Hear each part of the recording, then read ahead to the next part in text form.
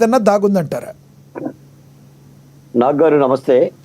తమకి నమస్తే. తమ టీవీ వీక్షకులకి, డిబేట్లో పాల్గొన్న నా మిత్రులందరూ కూడా నమస్కారాలు. నమస్తే నాగ్ గారు, నేను ముంబైలో ఉన్నాను. గత 4 రోజులుగా ముంబైలోనే జూలై 4, 5, 6 తారీఖుల్లో అమెరికాలోని మిచిగన్ రాష్ట్రంలో జరిగే తానా మహాసభకి గెస్ట్గా వెళ్తూ ఆ వీసా ఇంటర్వ్యూ కోసం వచ్చాను నేను.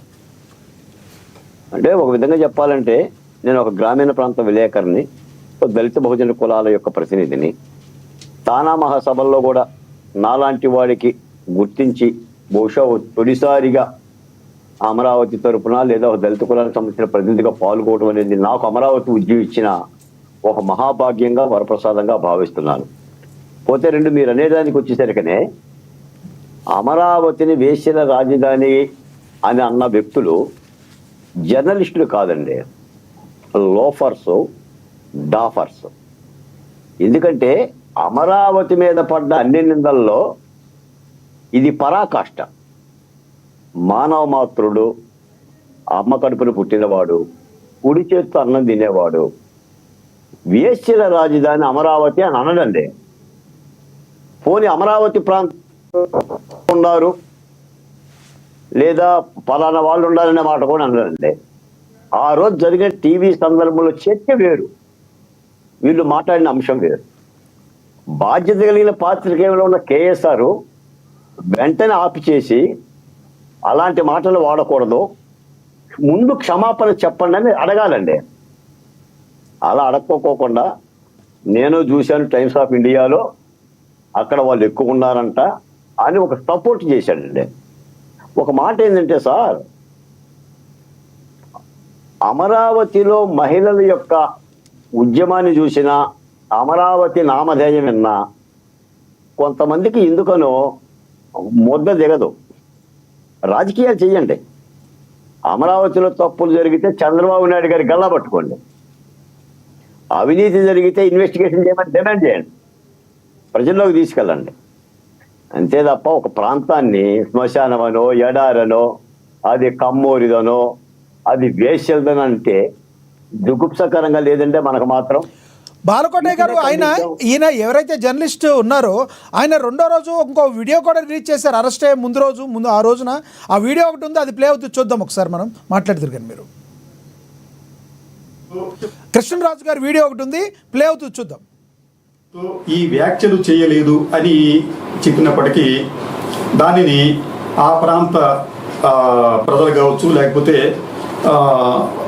కొంతమంది వ్యక్తులు కావచ్చు, దానిని విశ్వసించే ప్రయత్నం చేయకుండా ఆందోళన చేస్తున్నారు. అయితే దీనికి సంబంధించి ఇప్పుడు కొన్ని ఆధారాలు మీకు చూపించబోతున్నాను. అదేమిటంటే, అమరావతి అనేది రాజధాని, ఎవరికీ సందేహం లేదు. కానీ అమరావతి చుట్టుపక్కల ప్రాంతాలలో ఎయిడ్స్ వ్యాధిగ్రస్తులు, అలాగే ఈ సెక్స్ వర్కర్లు ఎక్కువగా ఉన్నారు అనేది ప్రభుత్వానికి కూడా తెలుసు.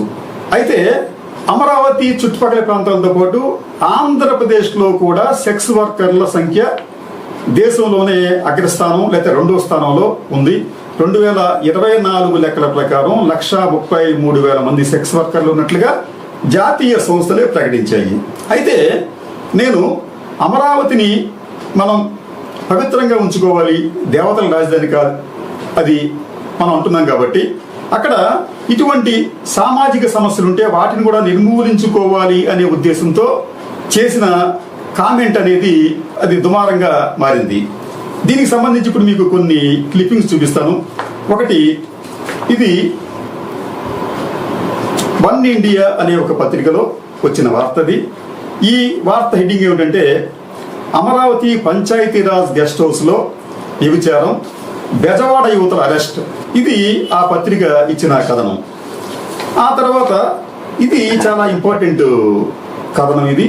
ఈ ఎవిడెన్స్ ఏమిటంటే, అమరావతి పేరుతో కొన్ని వెబ్సైట్స్ వెలిచాయి.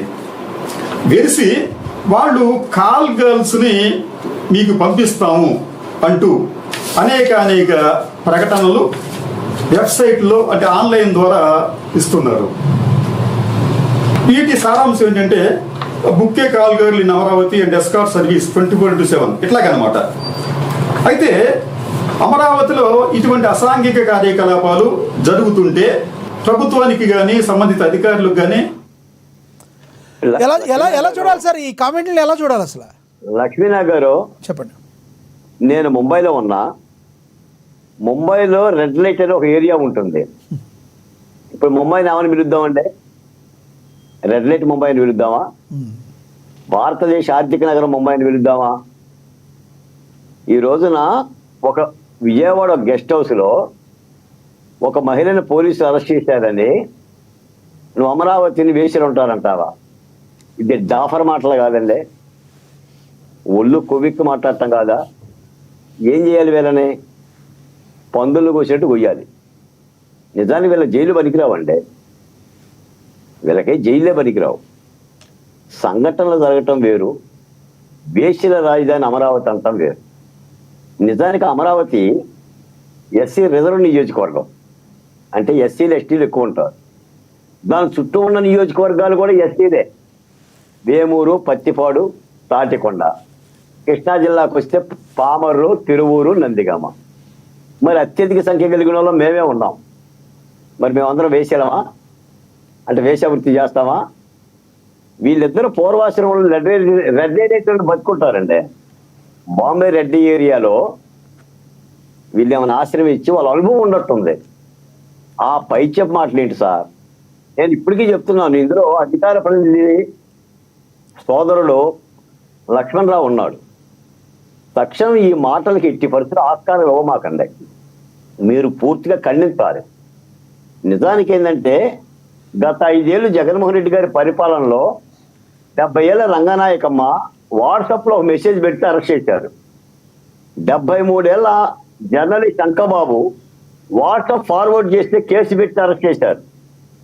మాకు మాస్కులు లేకుండా మేము వైద్యం ఎలా చేయగలమని అడిగిన డాక్టర్ సుధాకర్నే ప్రభుత్వాన్ని విమర్శించారని కేసు పెట్టారు, వేధించారు. ఒక ఇసుక ట్రాక్టర్ ఢీకుంటే వరప్రసాద్కి శిరోమణం చేశారు. పోలీసు వాళ్ళని ఎదిరించాడని, నేరం ఒప్పుకోలేదని అబ్దుల్ సలాం రైలు పట్టాల మీద చనిపోయాడు. పట్టాభి గారు, తెలుగుదేశం పార్టీ అధికార ప్రతినిధి పట్టాభి గారు మాజీ ముఖ్యమంత్రిని ఒక మాట అన్నాడని మంగళగిరి కార్యాలయం మీద దాడి చేశారు.